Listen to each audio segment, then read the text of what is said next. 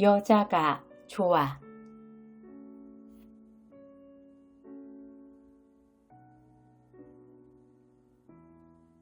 나는 셋째 딸이다.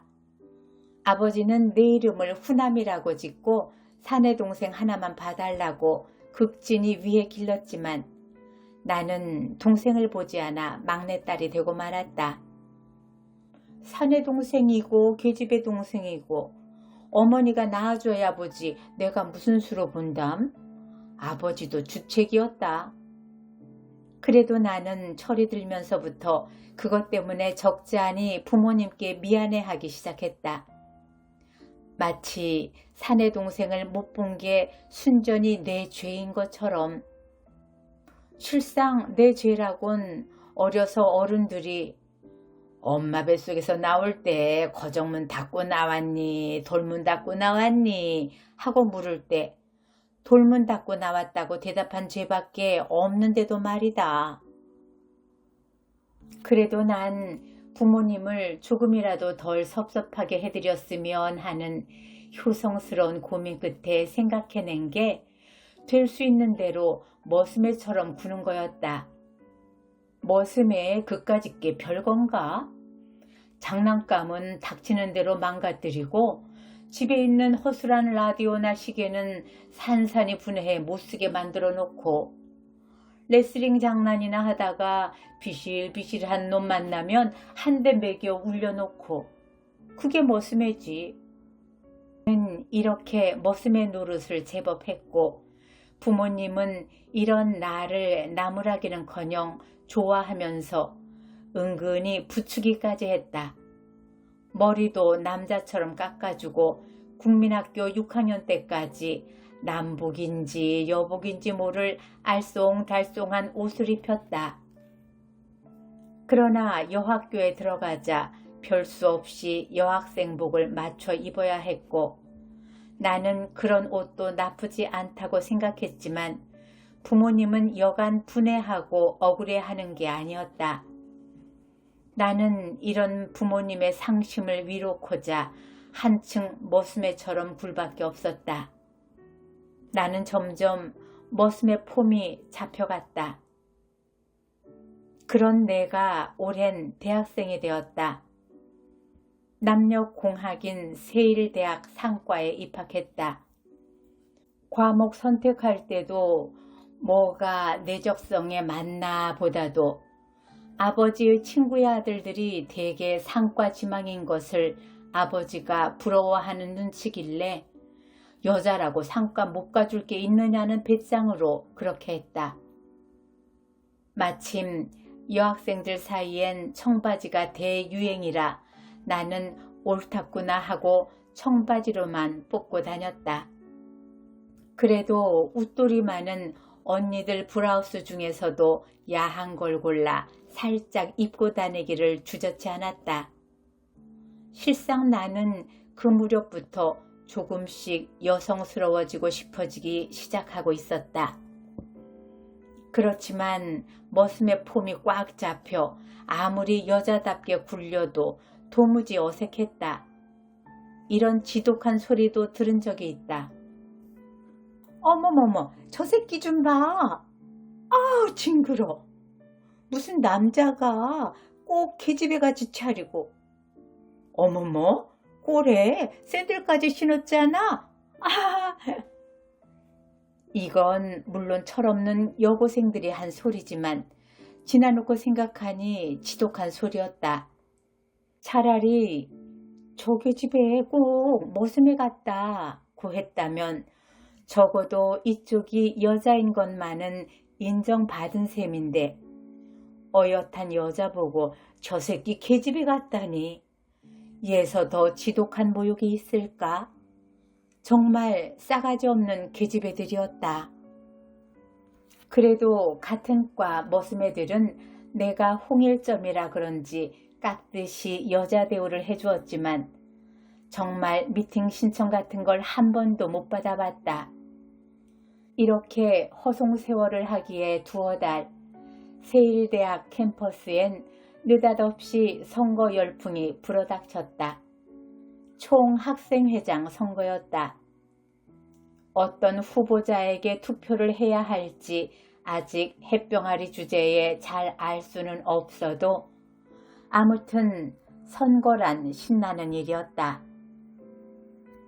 학교 근처의 그건 너 다방과 또 만났군요 다방은 유력한 두 후보에 의해 점령되어 있어 세일대학 배지만 달았으면 누구나 그 다방에서 융숭한 대접을 받으며 무슨 차라도 거저 먹을 수가 있었다.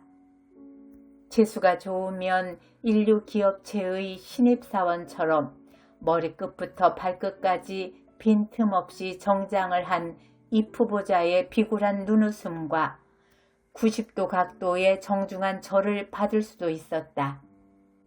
때로는 화려한 실크 넥타이에 체크무늬 신사복을 입은 양아치같이 생긴 선거 참모가 앞자리에 와 앉아서 갖은 아양을 떨기도 했다. 나는 살판 난 듯이 그건 너와 또 만났군요를 공평하게 촐랑거리며 컴프리차니 두향차니 구기자차니 쌍화차니 이름만 듣고 먹어보지 못한 차들을 다 한 번씩 시식해봤다. 양심에 꺼릴 건 조금도 없었다. 난 그까짓 이름만 이상하고 맛도 없는 차에 내 귀중한 한 표를 팔 생각은 조금도 없었으니까. 설사 비프스틱을 얻어먹었대도 표를 팔 내가 아니었다. 그렇다고 내가 누굴 지지해야겠다고 따로 지지하고 있는 입후보자가 있는 것도 아니었다. 그건 아직 미정이었다. 다만 내가 알고 있는 건 그건 너와 또 만났군요를 거점으로 돈을 물쓰듯 하는 두 입후보자에겐 내 표를 주지 않겠다는 것뿐이었다. 어느 날 우리 과 대표가 우리 과 전원을 군의 다방으로 초대했다. 또 공짜면 고마운데 아이스콘까지 덤으로 하나씩 주더니만 한다는 소리가 요새 그건 너 다방을 기점으로 설치는 김광대 후보에게 우리 과 표를 몽땅 주자는 게 아닌가. 그리고 아주 큰일이나 한 듯이 의시되면서 제가 흥정 하나는 여러분 기대에 어긋나지 않게 잘 붙였다고 자부합니다.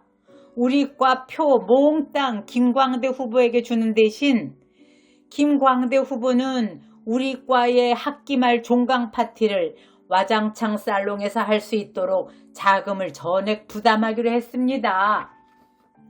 와장창 살롱이란 소리에 머슴애들은 와 하고 환성을 질러댔다. 어떤 머슴애는 춤까지 덩실덩실 추면서 종강 파티는 쌍쌍 파티로 하자고 설쳤다. 와장창 살롱이라면 이 근처에서 알아주는 좀 비싸게 먹히는 고급 살롱이었다. 머슴애들 좋아하는 꼴이라니. 몇십 년 전 우리나라에 부정선거라는 게 있었을 때 막걸리에 한 표를 팔고 니나노를 부르며 비틀대던 시골 여편네들 꼬락서니도 설마 이보다 더 취했을까? 나는 분연히 일어나서 도대체 종강 파티를 그런 고급 살롱에서 할 필요가 어디 있으며 그런 비열한 흥정을 붙여오는 이 후보자는 철저히 배척해야 한다고 열변을 토했다. 다 듣고 난 과 대표는 싱긋 웃으며 김광대 후보를 지지하고 안 하고는 그럼 다수결로 정하자고 했다. 나는 그러자고 했다. 그러나 결과는 의외였다. 나를 빼놓은 29명의 머슴애들이 김광대 편이었다. 아니 와장창 살롱 편이었다. 이미 와장창 살롱에 헬렐레가 돼 있었다. 과 대표는 회심의 미소를 지으며 우리 과가 전원 김광대 후보를 지지했나 안 했나는 개표 결과 다 나타나기로 되어 있다는 알쏭달쏭한 공갈까지 쳤다. 나는 머슴애들한테 완전히 환멸을 느꼈다. 나는 적어도 남자란 그런 게 아닌 줄 알고 있었다. 치사한 자식들, 퇴퇴. 보나마나 김광대도 치사한 자식일 테지, 퇴퇴. 그러나 침만 퇴퇴 뱉고 있을 내가 아니었다. 우리 과에선 내가 홍일점이지만 세일대학엔 여학생이 많았다. 특히 우리 세화여고 출신이 많았다. 나는 닥치는 대로 여학생들을 붙잡고 부정선거 얘기를 풍겼다. 선배 언니들한테도 모조리 풍겼다. 시시한 자식들, 퇴퇴. 여학생들은 하나같이 분개했다. 김광대 퇴퇴. 우리는 또 선배 언니들을 통해 정말 바람직한 세일대학 총학생회장감이 누군가도 알아낼 수 있었다. 그 입후보자는 점고한 다방도 없고 따라서 우리들에게 쓴 차 한 잔 산 적도 없었지만 우리는 그를 지지하기로 했다. 여학생들은 완전한 단결을 보았다. 그러나 역시 여학생의 총수는 남학생 수에 미치질 못했다. 우린 암만 해도 불안했다. 그래서 한 꾀를 생각해냈다. 세일대학엔 금녀의 대학은 없는데 금남의 대학은 있다. 가정대학과 간호대학이 그거였다. 그리고 가정대학과 간호대학 학생들은 미인만 모였기로 서울 장안에서도 정평이 나 있었다. 그래서 딴 대학에서도 미팅 신청이 쇄도하고 세일대학 남학생들은 그들대로 어떻게든 이 여학생들을 딴 대학의 미팅 상대로 빼앗기지 않으려고 안달을 했었다. 기회만 있으면 미팅에는 저희가 우선권이 있는 것으로 협정이라도 맺어주지 못해 안달을 했다. 우리는 이 기회에 그런 남학생들 심리를 이용하기로 하고 만일 김광대 후보가 총학생으로 당선이 되면 세일대학 여학생은 세일대학 남학생을 모조리 시시한 자식으로 치부하고 절대로 미팅에 응할 수 없다는 말을 퍼뜨렸다.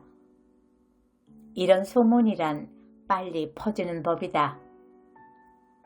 그 결과 김광대 후보는 떨어졌다. 떨어져도 꼴찌로. 그렇게 되기까지의 내 활약은 실로 눈부셨고 어느 머슴에 못지않게 극성스러웠다고 자부한다. 그런데 이상하게도 선거를 치르고 나서 보니 나는 몰라보기에 여자다워져 있었다. 처음으로 미팅 신청까지 받았다. 시시한 자식들, 퇴퇴 하며 나는 여자다워졌던 것이다.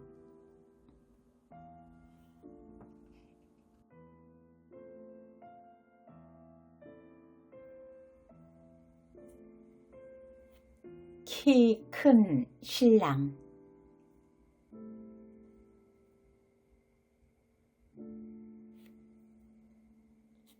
교수님 댁에 세배 가기 위해 과 친구들이 모이기로 한 다방에 내가 들어섰을 때 먼저 와 있던 남학생들이 일제히 환호성을 질렀다.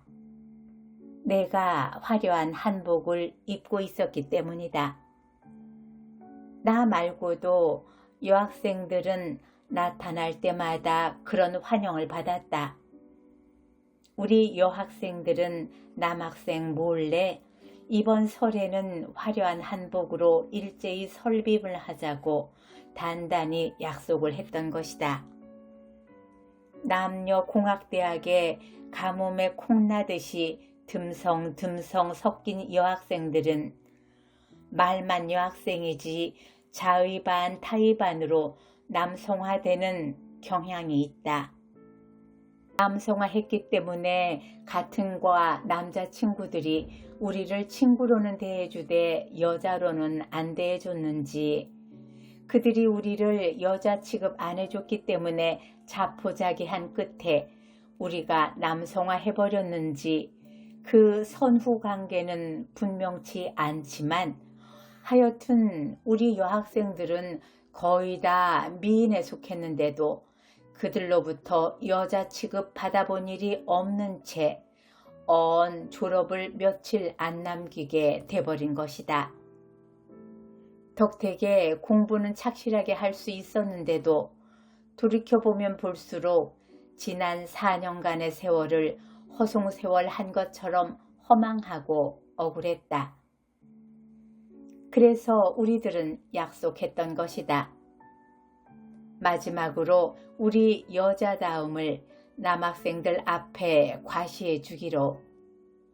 그래서 그들로 하여금 그들의 지난 4년이 어부내기 4년 찾기식의 어리석은 4년이었음을 뼈저리게 한탄하게 해주기로. 그거야말로 우리의 여자다움에 대한 그들의 무지 목매를 가장 통쾌하게 조소하고 복수해 줄 수 있는 유일한 방법이라고 우리는 생각했던 것이다. 우리는 설과 사은혜를 핑계로 부모님을 졸라서 꽤 값비싸고 아름다운 한복을 한 벌씩 얻어 입을 수 있었다. 남학생들도 저희끼리 미리 약속을 했는지 어쩌다 그렇게 됐는지 그건 몰라도 놀랍도록 점잖고 산뜻한 차림을 하고 있었다. 말쑥한 신사복에 눈부시게 흰 와이셔츠, 거기다가 상당히 세련된 넥타이까지 맨 게 조금도 어색해 보이지 않고 잘 어울렸다. 누가 신입사원 아니랄까봐 되게 티내고 있네. 입이 험한 수기가 입을 비죽대며 빈정거렸다. 아는 게 아니라 남학생들은 모조리 졸업 전에 취직이 되어 벌써부터 출근을 시작하고 있었다. 성적은 단연 여학생 쪽이 우세했는데도 아직 한 명도 취직이 된 여학생은 없었다. 교수님도 부모님도 시집이나 가지 하고 대수롭지 않게 알았지만 생각할수록 분통 터지는 일이었다. 그렇다고 이런 남녀 불평등에 대한 분노를 함부로 내색할 수도 없었다. 왜냐하면 여권 운동자 취급을 받을지도 모르니까. 우리과 남학생들은 여권 운동자를 무슨 털벌레처럼 싫어하고 있었다. 아마 세상 남자들도 우리과 남학생들과 대동소이하리라. 시집이나 가지 하는 마지막 돌파구를 찾는 일에서나마 낙오하지 않기 위해서라도 우리는 다소곳이 여자다울 수밖에 없었다. 우리가 일제히 한복을 떨쳐 입은 속셈은 이렇게 치사하고 착잡했던 것이다. 당초의 속셈이야 어떤 것이었든 간에 스스로가 아름답게 보이고 있다는 것을 자각하면서 남자들의 찬사에 귀를 기울이는 일은 행복한 일이었다. 우리과 친구들은 그 어느 때보다도 화기애애하고 들뜬 기분으로 교수님 댁을 순례하기 시작했다. 정초에 한두 사람도 아닌 20명 가까운 젊은이가 때를 지어서 택시를 잡기란 거의 불가능했다. 버스를 이용하고 나머지 거리는 걸을 수밖에 없었다. 모두 한복에다 하이힐을 신고 있었지만 나만은 고무신에 벗은발이었다. 또 당초에 한복을 맞출 때는 하이힐을 신을 요량이었기 때문에 마음껏 길게 한 치맛자락이 땅바닥에 질질 끌려 여간 불편한 게 아니었다. 게다가 땅을 휩쓴 꼴이 말이 아니었다. 나는 차츰 우울해지기 시작했다. 슬그머니 일행에서 빠져 도망치고 싶기조차 했다. 어제 큰댁에 세배 갈 때는 엄마와 할머니한테 눈총을 맞아가면서도 하이힐을 신었는데 오늘따라 왜 고무신을 신었을까? 요새 젊은 것들 한복 입고 구두 신은 꼴이라니. 양장하고 집세기 신은 것만큼이나 꼴불견이더라. 라는 할머니 말씀에 새삼 동의해서만은 아니었다. 인철이 때문이었다. 나는 165cm니까 여자로서는 늘씬한 키였지만 인철이는 본인은 170cm라고 주장하나 실은 1cm 내지는 0.5cm가량은 거기에 미달인 게 분명한 아쉬운 신장의 소유자였다. 나는 인철이를 좋아하고 있었다. 남자의 가치를 그의 키와 비례한다고 생각하지 않는 한 인철이는 사랑할 만한 가치가 있는 남자였다. 건강색의 수려한 얼굴에 과묵한 입술이 돋보였고 학문에 대한 정열과 출세에 대한 야망과 부드러운 마음씨를 아울러 갖고 있었다. 그러나 그에게 이끌리면 이끌릴수록 그의 키 작음이 섭섭해 그걸 트집 잡고 싶은 것 또한 어쩔 수 없었다. 나는 내가 사랑할 수 있는 남자의 조건으로 첫째, 신장 175cm 이상일 것을 4년 동안 줄기차게 주장했기 때문에 인철이와 나는 친한 사이였는데도 아무도 나와 인철이 사이를 다정한 친구 이상으로 생각해주지 않았다. 심지어는 남녀 간에 진정한 우정이 있을 수 있느냐 없느냐는 진부한 논쟁이 벌어질 때 있을 수 있다는 주장의 산 증인으로 인철이와 내가 채택된 일도 한두 번이 아니었다. 그럴수록 우리는 친구 이상일 수가 없었다. 주위의 믿음, 아니 주위의 환상을 배반할 수가 없었다. 나는 블루진에 티셔츠, 짧은 더벅머리라는 중성적인 복장에 다만 1년 내내 굽 높은 구두를 신음으로써 인철이와 대등한 키를 유지하면서 대등한 우정의 관계로 지속시켰다. 졸업을 앞두면서 나이를 1살 더 먹으면서 나는 어떤 조바심에 사로잡히기 시작했다. 그와 나와의 확고부동한 우정의 관계에 변질을 꾀해보고 싶은 조바심이었다. 어떻게 하면 그로 하여금 우리의 우정을 의심하게 할 수 있을까?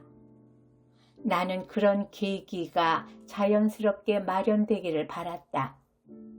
키를 조금이라도 줄여 보이고자 안 신던 고무신까지 신은 것도 그런 계기를 위해서였다.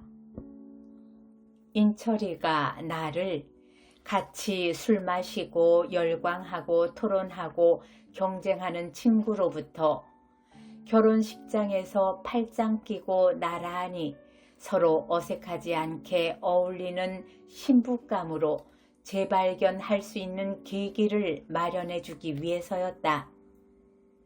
그러니까 한복이 우리과 여학생 공통의 의도적인 것이었다면 고무신은 나 혼자만의 의도적인 것이었다.